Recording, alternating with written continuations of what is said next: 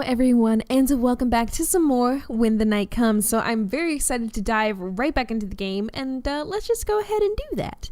I also really quickly haven't read any comments. I'm recording this back to back with the first one, so if you guys said anything or if my audio is a little weird, I won't fix it in this episode, and I'm sorry. But anyway, let's get to it. So Ezra appears from upstairs, his eyes wide as he surveys the sight before him. Finn, what are you doing here? They meet each other halfway, the vampire reaching for him. Iron fingers tenderly curl around Ezra's forearm, his prosthetic glowing brightly as if it's responding to the touch, to Ezra. I ship them. I don't want to ship him because I want Vampire Bucky, but I ship him. Okay, I feel a little bit like I'm intruding by watching this exchange, but I can't seem to bring myself to look away. I sensed that you felt uneasy. I came immediately. Kinky. Are you okay?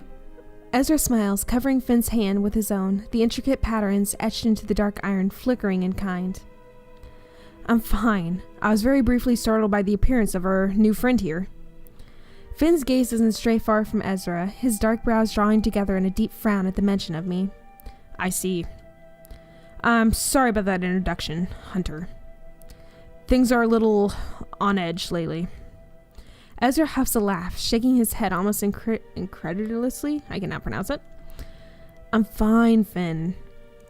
That reassurance seems to make the tension melt from Finn's broad shoulders. Sorry, Elias, you don't need to be alarmed by Finn. He's an ally. And a previous lover, wink wink. Even if he doesn't give the best first impressions. Finn offers me a genuine smile, but he looks guilty. I catch Ezra eyeing me warily, clearly sensing my apprehension to the unusual situation unfolding before my eyes. Finn's whole demeanor changed the second he laid eyes on Ezra, and I feel any traces of fear melting away as he steps forward and offers me his hand. The smile that crosses his lips is mischievous and cold. Okay, I'm swooning already. I can't do that. Cold fingers grip my own in a firm handshake. It's truly oh my god, I messed it up. It's truly a pleasure, Elise. His eyes brush over me like a caress. Okay. Sorry, I'm swooning so hard. I'm like, I'm getting distracted from reading my one job and I can't do it. Like a caress, pupils widening, dilating. I feel myself swaying, leaning towards him almost unconsciously. There's a soft whisper of muffled, I'm still... Sorry, I gotta like compose myself over here. What am I doing? I'm a dork. Okay. Thoughts echoing in my mind, and I can't quite tell if they belong to me or him. It's soothing, and I suddenly feel at ease around him. Whatever he's doing, granting me the foresight to see that he, most certainly is harmless.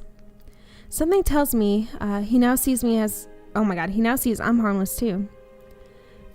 Finnegan? His name is Finnegan? I love him even more. Finnegan, stop that. It's not polite.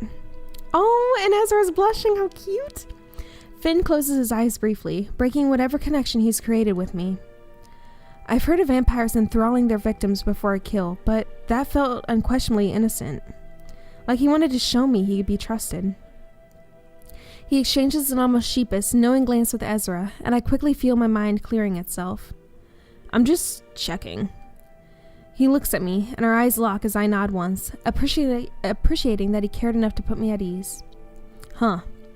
I hope he didn't hear anything untoward in there.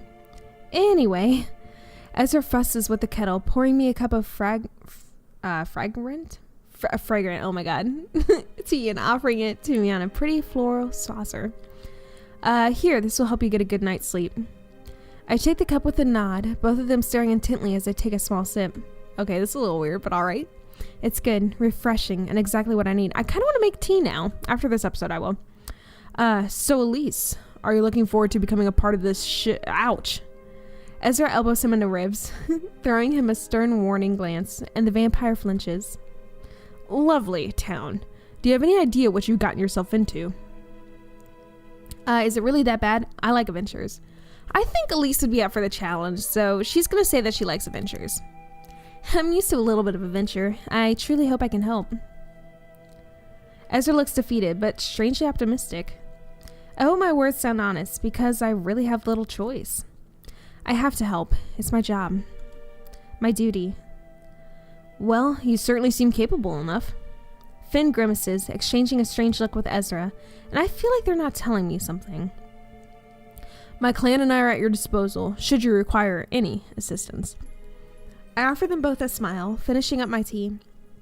Ezra hurries to take the empty cup from me and sets it on the table. He places his hand upon Finn's arm, the intricate patterns that are etched into the iron flickering with the contact once again. Finn, Elise needs to rest. Maybe you should... Finn nods and Ezra follows him as he heads for the hatch. They embrace, ooh, and Finn whispers something in Ezra's ear, the witch smiling brightly as he pulls away. Finn's warm golden gaze locks with my own, and he smiles softly. Aw, cute. Take care, Elise. If you ever need anything, just scream and I'll come running. Ooh, okay. He winks! He winks! I love it. And my traitor's cheeks turn warm. She's blushing! Oh, I'm swooning too hard for this game. He notices and laughs quietly, a deep, comforting rasp that I could most certainly get used to. Oh my god, game, don't do this to me. I have to do YouTube stuff and I can't swoon. It was nice to meet you, Finn. Their fingers brush as Finn gracefully lowers himself into the hatch, and Ezra stares almost longingly into the dark. Like, look at this. This could be a love triangle, but like a polyamorous love triangle, and I ship it and I want it. Until the door slams shut. He turns, clearing his throat as he retrieves a tin of biscuits, ooh, from a cupboard, offering them to me and waiting expectantly as I take a bite. Listen, please don't let our apprehension worry you. I'm sure you're more than capable of getting to the bottom of these murders, Elise. It's just not safe out there, not even for someone like you. Some are saying the town has been cursed, but I sense something else. Something bigger. Even though we've only just met, I trust him without question. Within moments of my arrival, I could tell something about this town is off, and I intend to get to the bottom of this mess. See, this is why I can't do episodes back to back. I just mess it up. We've lost people, good people, and the investigation seems to have halted. We don't know what more we can do. He quickly gathers himself, forcing a laugh to break the somber mood. Oh dear, look at me getting all emotional when you're probably absolutely desperate to get some sleep.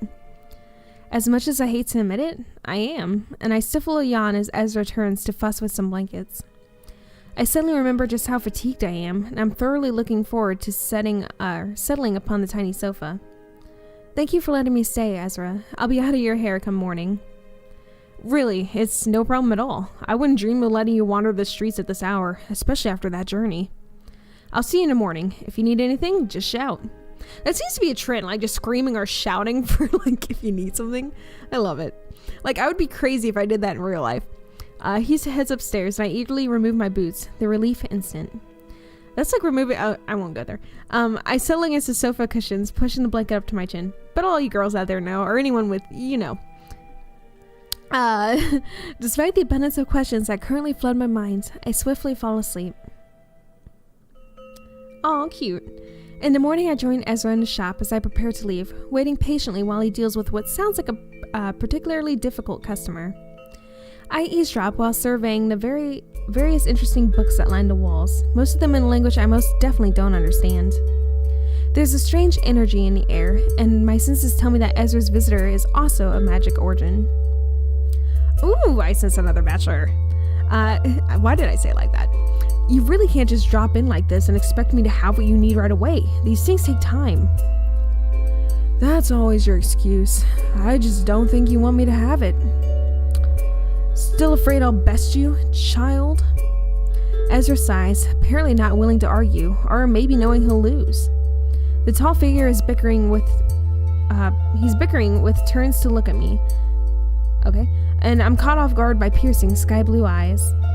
They scowl, their lips pursed as they turn on a towering heel, waving at Ezra dismissively over their shoulder. Ooh, I love these like little shots that they do, like the pans. Oh, so nice. They steal their gaze, staring me down, studying me from head to toe. I register the violet sash that adorns their torso and exchange a quick glance with Ezra. He looks apologetic as he emerges from behind the curtain to join us. An enforcer then, one who apparently doesn't feel like it's necessary to wear the standard uniform. They have a commanding presence about them, and I can't help but wonder what rank they hold. So, you're my new subordinate. Interesting. Gus. August? So this is the infamous Major General Wilhelm that I've been assigned to. They're a prolific figure in the community, known for being responsible known for being responsible for one of the best hunters Eskra has to offer. It'll be a true honor to serve under them. Though the way Ezra says their name carries a warning, and August scolds at him briefly before turning their attention back to me. I notice how tired they look, their eyes heavy, skin pale, and they almost sway where they stand. Apparently Ezra notices too, a flash of concern crossing his features as he quickly rushes to gather some ingredients from a locked cabinet. I get the feeling this is a regular occurrence. It is the pleasure, Enforcer Wilhelm, Yes, I know who you are. Your arrival has caused quite a stir, and more than a little paperwork. They glance over at Ezra, watching as he breaks off a few sprigs from a neatly wrapped bundle of herbs, popping them into a glass vial. Their foot taps impatiently on the floor, an exasperated scoff falling from their lips as they turn to look at me once again, eyes rolling. So tell me, Hunter Elderidge, are you ready to partake in one of the most baffling missions I've ever come across? Oh, we'll see. Did we do like the responsible yes General? I assume so, because she was very, very excited to meet him, so it like makes sense that she'd be like eager to please. Oh, not in that way. Okay, yes, General. Of course, General. I'm looking forward to working with you. They quirk a perfectly sculpted brow, lips pursed in contemplation. I don't suffer fools, and I don't tolerate tardiness. If you're capable, we'll get along just fine. Their unrelenting gaze burns into my own, and I swallow thickly, offering them as genuine a smile as I can muster under such scrutiny. I think everything will work out. This won't be as effective, but it'll do the job for now. As August eagerly reaches for the vial, clutched in Ezra's palm, Ezra pulls away, fixing them with a worried gaze. Please, Gus, stop doing this to yourself. They're pushing you too far and you know it. You're better than this. Ezra surrenders the vial, the vicious violet liquid glowing dully as August takes it with a trembling hand. Now we both know that's not true. Ezra's hand covers theirs as he squeezes it once before pulling away, his eyes sad. There's always a choice. Remember that. August seems lost for words, but manages to maintain their carefully crafted annoyance. They reach for the door, with yet another roll of their eyes, pausing briefly to catch my gaze. I'll see you tomorrow. Don't be late. Ooh, okay then. Alrighty. I think this actually is a really good place to stop it. I know these episodes are kind of short, but I feel like that's just better to do it that way. If you guys want to see longer episodes, let me know. We'll be able to accomplish more that way. But like I said, there's only 2 chapters out, and we're roughly about halfway through this one, I think. So anyway, let me know what you guys are thinking, and I will talk to you guys all in the next one. So until then, bye.